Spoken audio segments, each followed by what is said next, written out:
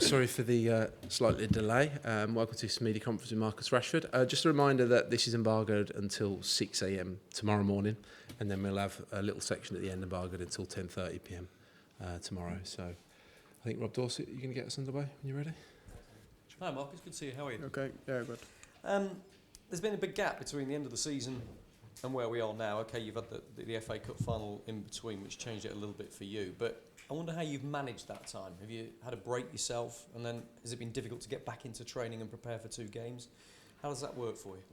No, I think we've done it before, so I think you get used to doing it, and especially after this season, it's been a long season, so I think everyone needed the period to shut down, enjoy times with their friends and family.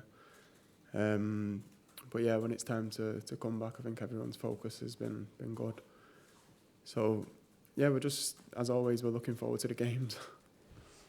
With the World Cup, uniquely in the winter, it has been an extraordinary long season for you. And Gareth Southgate is adamant that these 2 games are vital for building the kind of squad cohesion and preparing for next summer. Is that a difficult message to get through to the players because of the long season you've had?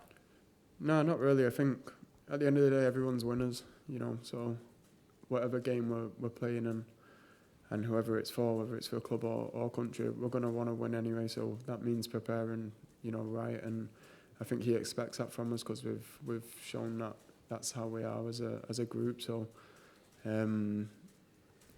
yeah, he's obviously told us they're important games, and I think that's important as well because there's some new players in the squad. But yeah, I think for the players, I think the situation's clear. We want to go and put in 2 good performances and get 2 wins.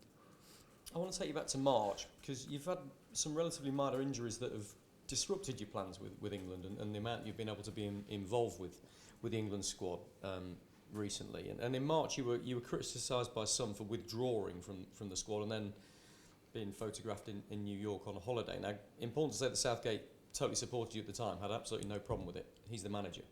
But I just wondered how you felt about it, that your commitment to England was being questioned at the time. I didn't see it, to be honest with you. I didn't see it until I got home. But, yeah, obviously I need time to switch off and recover. So, yeah, I took a short trip, 4 days, and then went back to do rehab and just try and get ready for as soon as possible. And these injuries you can't predict when they're going to happen. Thankfully, I have very few like muscle strains and them type of injuries, but occasionally you do get impact injuries, and the majority of my injuries have been that. I just wonder whether that criticism of you, people questioning your commitment to playing for your country, though, does that hurt? That must really hurt. Honestly, it doesn't. I know that I'm committed to it 100%. So, people are going to say what they're going to say. It don't really bother me. Okay, good man. We've got some England teammates of yours that are joining up later on this evening. We're not quite sure what sort of state they're going to be in, physically and emotionally, shall we say. But it's an extraordinary achievement that they've done, and they are your England teammates, but they're very clearly probably your biggest club rivals as well. So I wonder how that feels from your perspective when you see your home, Manchester, painted blue. To be honest, it's not nice, but at the same time, it's football. The best team that's consistently playing the best football is going to win the most trophies, and they've managed to win 3 this year, and well done to them. And obviously we just move on now, and it's up to them to keep it up, and it's up to the rest of us to try and catch them up. Does it give you extra motivation? Yeah, 100%. Look, it's that time of year when the issue of player contracts and transfers is absolutely rife, and I'm desperate to ask you about your contract situation at Old Trafford, but the chap next to you is going to leap all over me if I do and probably kick me out of the room. So instead I'm going to ask you about the transfer speculation about some of your England teammates, because you look out there today, Jude Bellingham, Declan Rice, James Maddison, Harry Maguire, Calvin Phillips, Harry Kane, the captain, all being linked with summer moves, and a lot of those moves are credible. It's not just pie in the sky gossip. What's that like for the players? Is that difficult, and can it cause a distraction? No, I think the players have. It's not the first time that this has happened, and you know, every time it has happened, every player's just been committed to England whilst they've been here, and that's what you have to do. You know, you have to try and leave behind what's happening in your club career. Yeah, there'll be people doing stuff maybe. I don't know. I've not spoke to anyone about it, but I don't think here's the time or place to do that. Because you know, like I said, the players are just focused on firstly their game against Malta and then the second game. So you know, they're fully committed to winning them games. Top man, thank you. Alex. Hi Marcus. You've had a good season, 30 goals. Came into form during the World Cup. Do you think that period helped kickstart your form and your season? Possibly. You know, I just tried to keep working hard. I've been working hard from the beginning of the season. We didn't start the season that well, but I think as the team improved, I improved, and you know, that's credit to my teammates, because you know, as a forward, the only thing you can do is make runs, and you know, it's up to your teammates to be able to find the passes and make your runs count. And you know, I have some fantastic teammates that have extraordinary capabilities, and yeah, it's a big thanks to them. As you said, the season's been very long. I think the fixtures come out this week. Has there been any point of the season you've spoken to players that maybe the calendar needs to be looked at, and how have you found it? To be honest, I think that's evident. Like, it's mad that we're playing at club level. We're playing against teams that are playing 1 game a week, and we're playing 3 games a week from November up until we got knocked out of Europa League. So it's difficult, but at the same time we're used to doing it. But I don't think it's right. What would you like to see changed? I don't know. I'm not the one that's supposed to have the answers. Is it something you've spoken about with other players, about the amount of games? Like you say, you've done it for a long time, since November. Have you had those conversations about like more injuries, or something that you've experienced? Not this season, but I think in the earlier stages of my career, I just couldn't make sense of it. You know, if one team's, I know some managers have spoke out about it, but yeah, if one team's playing 60 games in a year and another team's playing 38, there needs to be some time for the team that's playing them 20 extra games to recover and, you know, to be able to prepare properly for the game. In this England squad, there's lots of attacking talent, and particularly in this squad, a lot of players in that position that are in good form. Do you think you're in a good position now to cement yourself as one of the first names on the team sheet? To be honest, we're all here together, and I think we've enjoyed training together. As always, really, it's nothing different. We always enjoy our time here, and we always manage to score a lot of goals there, so it's always fun to play. Thanks. Thanks, Alex. Ian Dennis. Hi, Marcus. I've got a light-hearted question first of all to begin with. I don't know if you've had any contact with the City players yet, but have you thought about what you're going to say to them when you do see them as a Red? Not really, just congratulations. You know, it's like I said before, it's football, and the most consistent team's going to win the most trophies, and it's nothing new. You know, you look at Barcelona years ago, Real Madrid, they're consistently the best teams, so they're going to win trophies. But the impact that it could have for England, regardless whether it be Manchester City, Manchester United, Liverpool, West Ham, the one thing that strikes me, and you were involved in Gareth Southgate's first game, which was actually against Malta in 2016, the one thing that strikes me now is that the English players are starting to win at club level. How have you, or what have you noticed regarding the mentality and how that could impact the dressing room for England? I think it's a massive positive.